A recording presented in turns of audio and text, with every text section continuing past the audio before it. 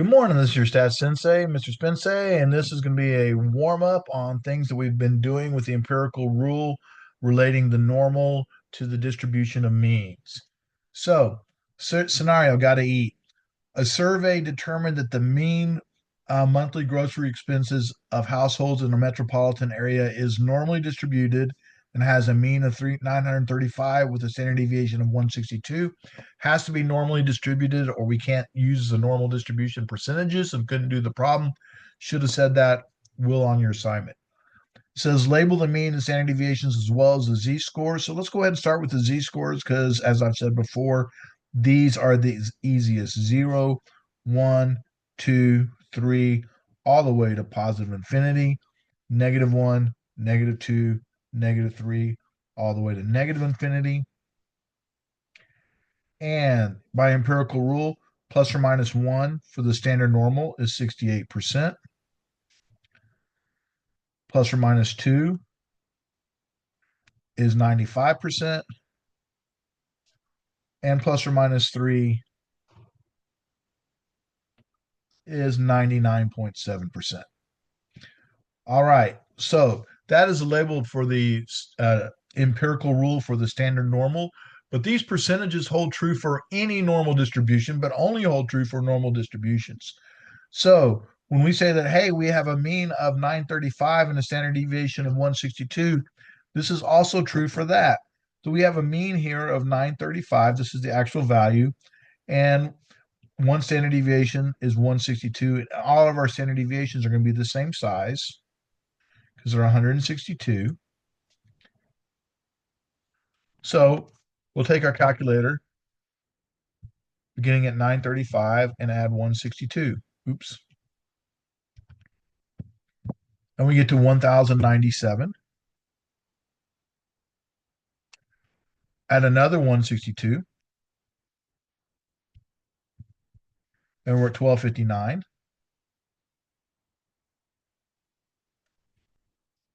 Plus another 162. And now we're at 1421.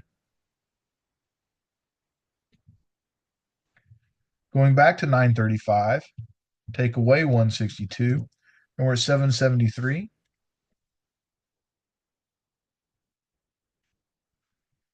Minus the 162, and now we're at 611.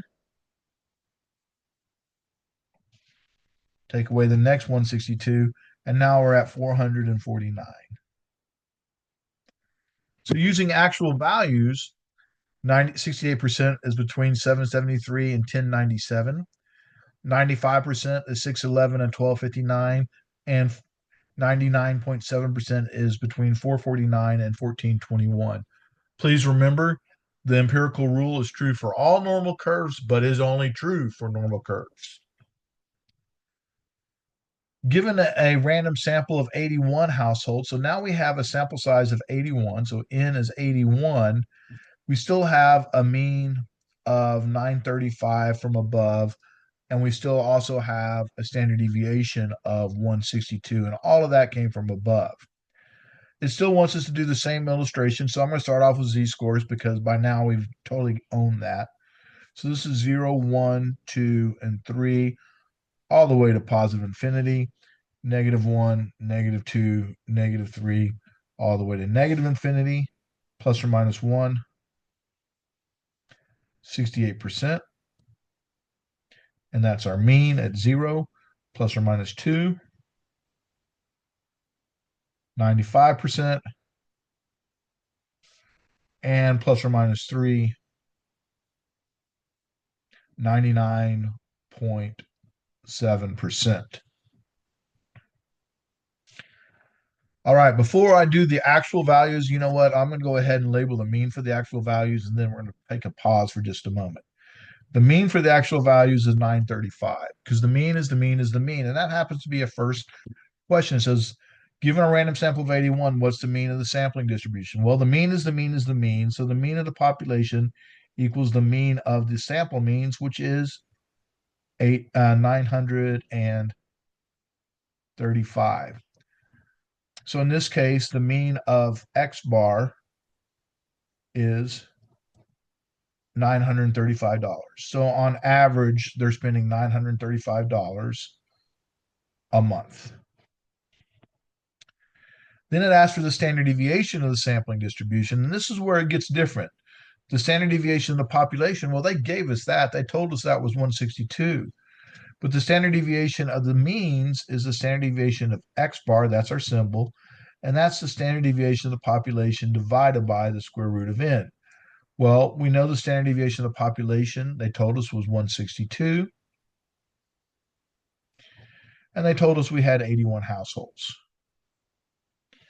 So in this case, 162 divided by the square root of 81 is 9.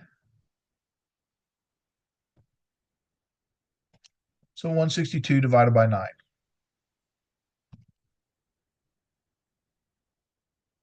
And we end up getting 18. So the standard deviation of X bar is 18, and it also is $18. So I can come back and I'm going to write, hey, this difference between here and here is 18. Let's take the 935 and add 18. And we get 953. Add another 18. We're at 971. And add another 18. And we're at 989.